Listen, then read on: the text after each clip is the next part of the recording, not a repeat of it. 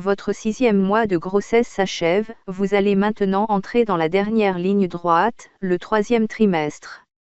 Peut-être ressentez-vous vos toutes premières contractions. Celles-ci sont normales, comme les petits soucis digestifs qui vont vous poursuivre jusqu'à l'accouchement. Bébé lui aussi se prépare, il commence à grossir légèrement et son cerveau fait preuve d'une activité intense. Côté organisation, c'est le moment idéal pour commencer à préparer votre valise de maternité et à réfléchir au mode de garde de votre bébé. Vous terminez votre 6e mois de grossesse. 26 semaines de grossesse, semaine d'aménorrhée, votre corps, enceinte. C'est la fin de votre 6e mois de grossesse. Peut-être ressentez-vous vos toutes premières contractions. Celles-ci sont normales, comme les petits soucis digestifs qui vont vous poursuivre jusqu'à l'accouchement. Fatigue. Après l'embellie du second trimestre, vous pourriez commencer à être plus fatigué. Le ventre pèse, votre respiration est plus difficile, chaque geste demande un effort, vous dormez moins bien. Cette fatigue n'a donc rien d'inhabituel.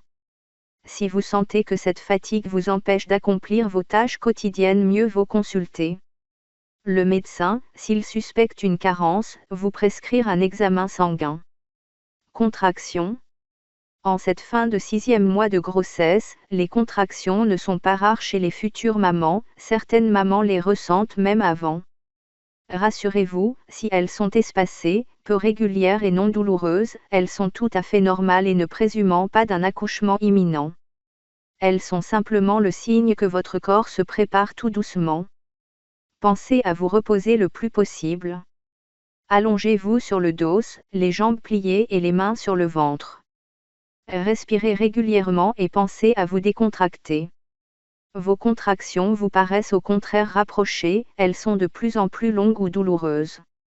Dans ce cas, n'attendez pas pour consulter votre médecin ou pour vous rendre à la maternité la plus proche afin de faire un contrôle.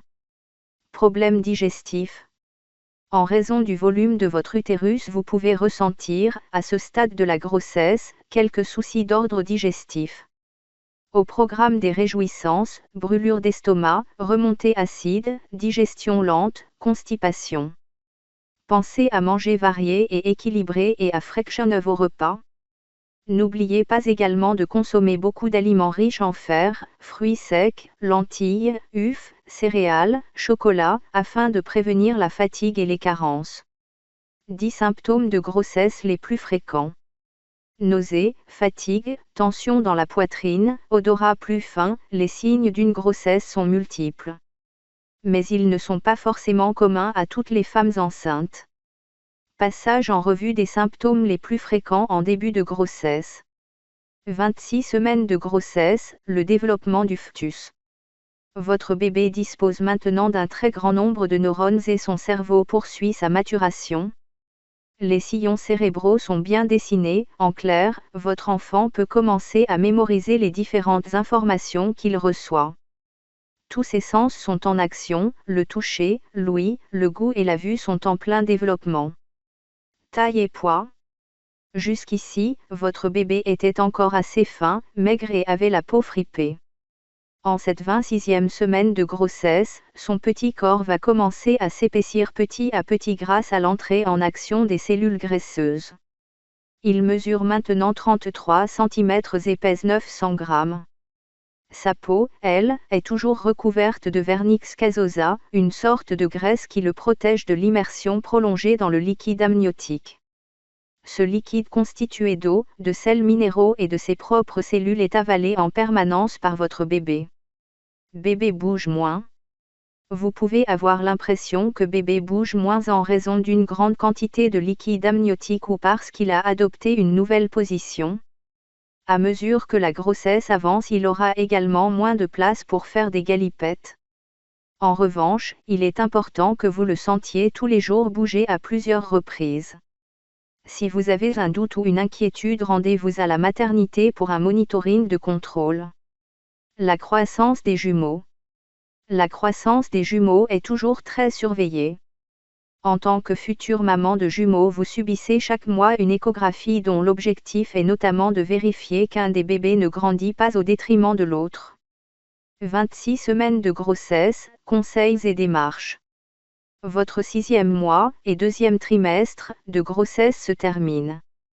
C'est le bon moment pour penser organisation.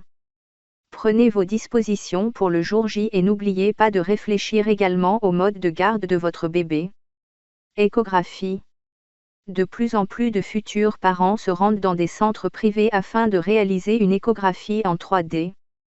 Ces échographies n'ont aucune visée médicale et ne font pas partie des 3 échographies obligatoires de la grossesse.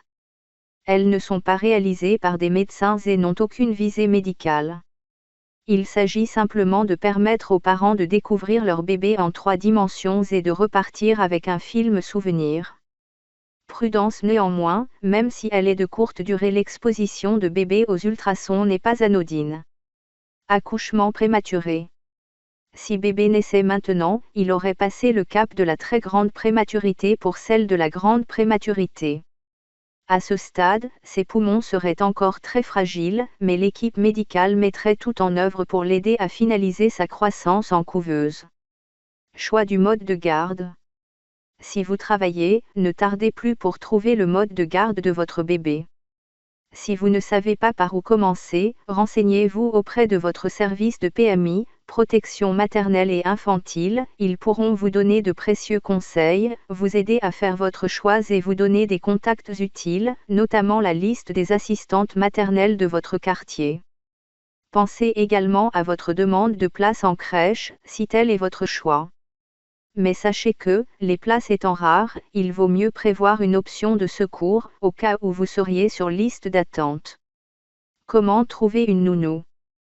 Quels critères prendre en compte? Suivez notre guide pour trouver la nounou qui correspond à vos besoins. Valise de maternité. Pour être zen le jour J, mieux vaut avoir tout organisé, surtout si vous avez un ou plusieurs autres enfants. Prévoyez une personne de confiance pour les garder, et prévenez leur école. Pensez aussi à préparer votre valise de maternité, avec tout le nécessaire pour vous et votre bébé, vêtements de rechange, pyjama, trousse de toilette, soutien-gorge et coussinet d'allaitement, si vous souhaitez allaiter. Prévoyez également un petit sac pour le jour de l'accouchement avec de la lecture, quelques lingettes pour vous rafraîchir, une tenue ample et confortable, quelques pinces pour vous attacher les cheveux. Mieux vaut être prête, car votre bébé pourrait pointer le bout de son nez un peu plus tôt que prévu.